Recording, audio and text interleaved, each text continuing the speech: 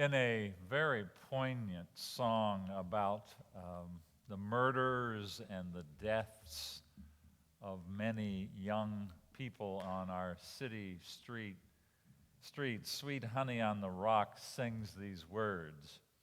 It doesn't matter where you're living, the women gather crying tears that fill a million oceans. Seems that throughout the centuries, women have cried tears that fill a million oceans. They've lost husbands, they've lost sons, fathers, friends, lovers. Often the men went off to war and were killed. Or the men hit the streets, got angry with each other, battled with each other, and some of them died. The men often went headfirst into life and then, frankly, died first. The women gather and cry tears that fill a million oceans. It can be said probably that women are better at grieving than most men. Maybe it's because they're more willing to be vulnerable. Maybe it's just that they have more opportunities to grieve. Who knows for sure? But this is certain. Women often gather to cry tears that fill a million oceans. Today they're gathering in a city called Joppa. We might call it Tel Aviv. One of their own, Tabitha, I like that name better than Dorcas, Tabitha, a leader of their community, has died. She was a great woman, we're told, a woman of great compassion, a woman devoted to good works and acts of charity, a woman probably who cared for the poor. She was a much-loved and well-respected woman, perhaps the one upon whom a local congregation was built, the one whose story was the foundation for a community's storytelling. But she's dead now. And her death, we're told, came suddenly. Without a doubt, her widow friends weren't anticipating it. But again, they confront the reality they've confronted many times before.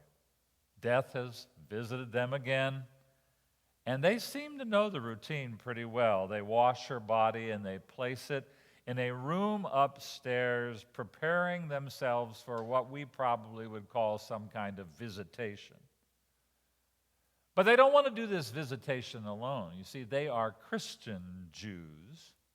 They want to be accompanied by the power that comes from the risen Christ, the power granted to the apostles. So, some followers of Jesus who were there at the visitation sent for Peter, a big wig apostle. And Peter, who was not far away, came and was led to the room upstairs. There he discovers women weeping and grieving intensely, looking at the clothes that Tabitha had made and telling stories about her and her sewing skills. This is what people who grieve well do. They gather and they tell stories, maybe even show and tell kind of stories.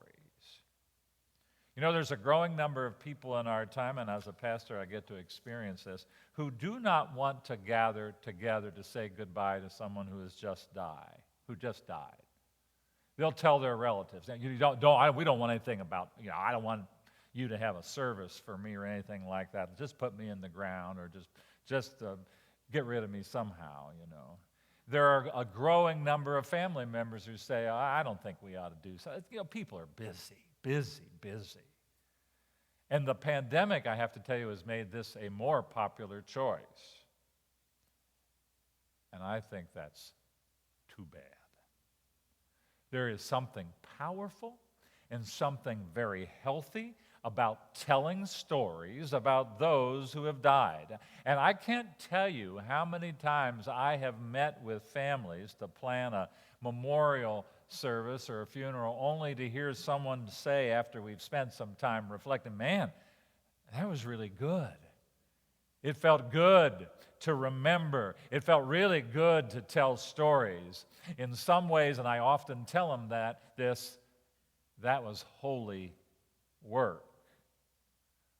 When you are grieving, you begin to experience healing as you remember, as you do both laugh and cry, as you recall the one you're saying goodbye to. The women in our story for today are telling stories to Peter. They don't want Tabitha's story not to be known, not to be remembered. Quite a few years back, the president of our country gave up his weekly radio broadcast to Francine Wheeler, the mother of 6-year-old Ben Wheeler, who was killed in the Sandy Hook school shooting. The president and Francine did not want her son Ben's story of death to die. She needed to tell it, and it needed to be heard, and we needed to listen to it. Peter, I am sure, listened to the women who needed to tell their stories and were crying tears that could have filled a million oceans.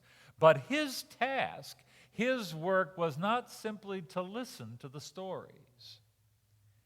He had been called to bring life to a situation where there was now only death. Tabitha, get up. The word there in the Greek is the same word used when Jesus is raised from the dead. Be raised!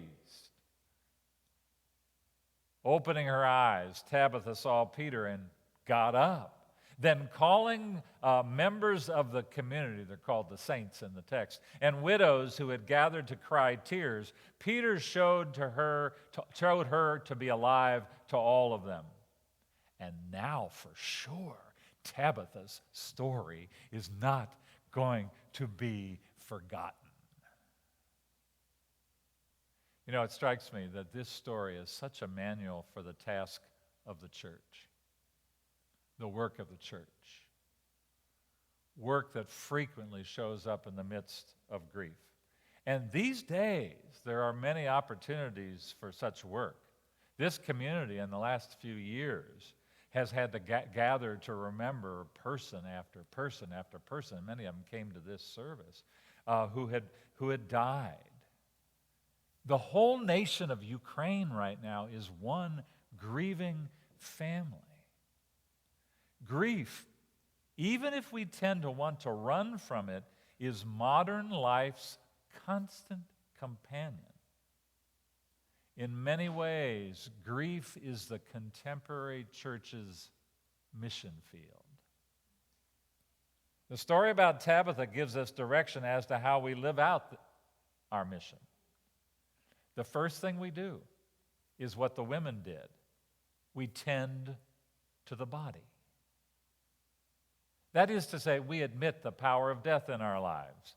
We don't say, as many middle and upper class Americans often do in reaction to murders that occur in the central parts of our cities, well, that doesn't happen here. There is here.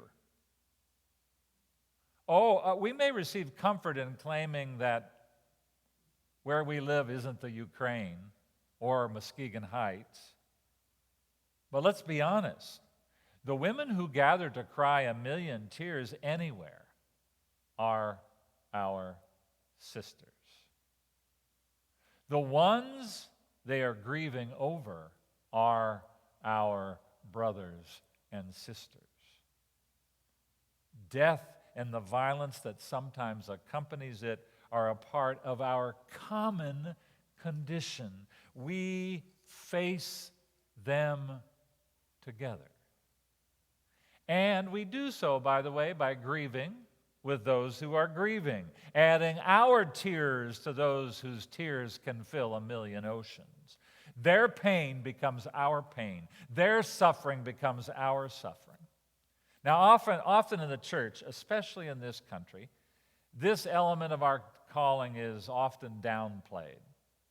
Sadly, and I know this from watching what happens, it's often Christians who show up telling us not to cry.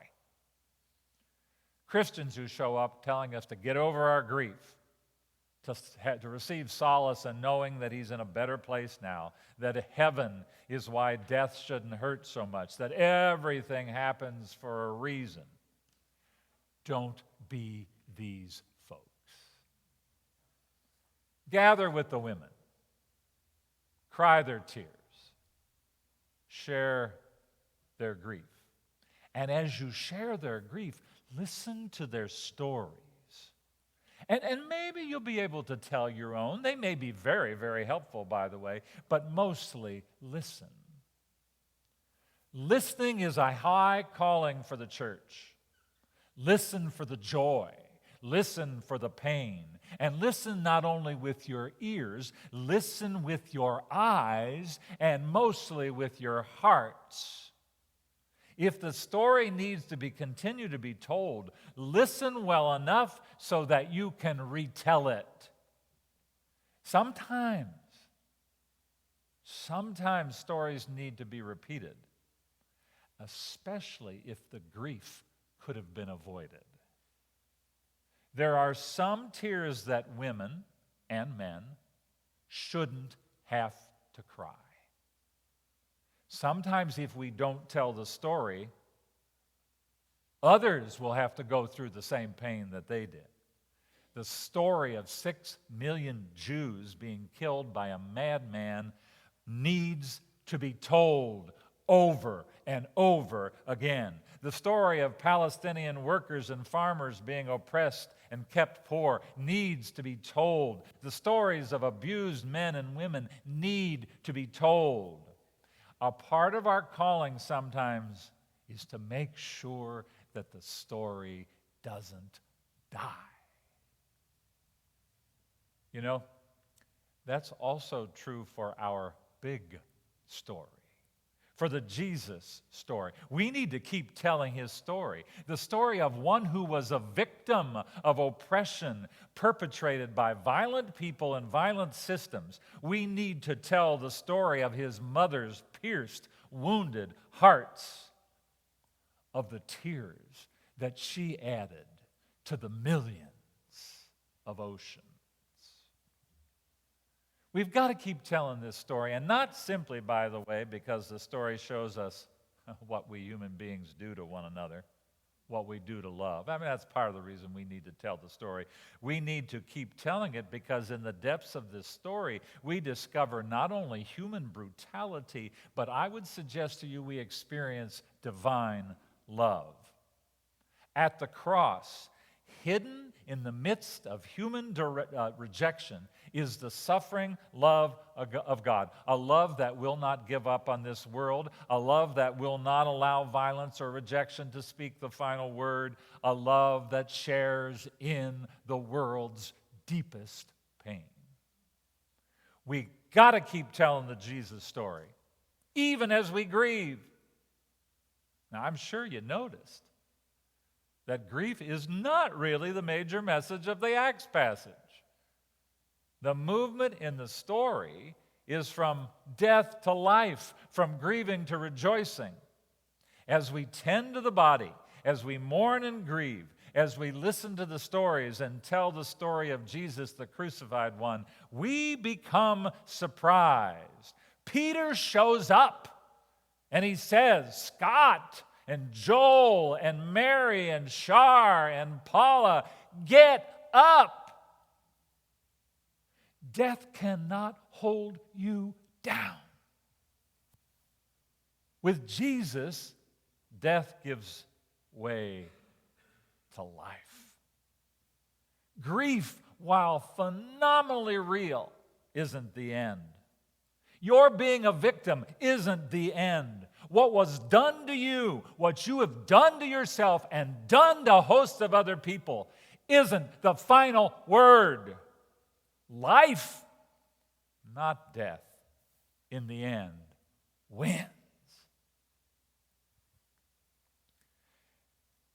And you got to get this. Grief has this way of collapsing our lives back into death. It has this way of collapsing our lives into anger and resentment and self-preoccupation and despair. The risen Christ is in our midst to bring us out of such death-saturated life. James Boyce says that resurrection breaks death's ability to sever our responsibility to each other. That is what grief and death want to do. They want to keep us apart from one another, keep us from loving and caring for each other. But the risen Christ is in our midst to bring life, life that looks a lot like compassion and love and sheer dedication for bringing responsibility, having responsibility for one another, responsibility to share and cry the tears that are filling 1 million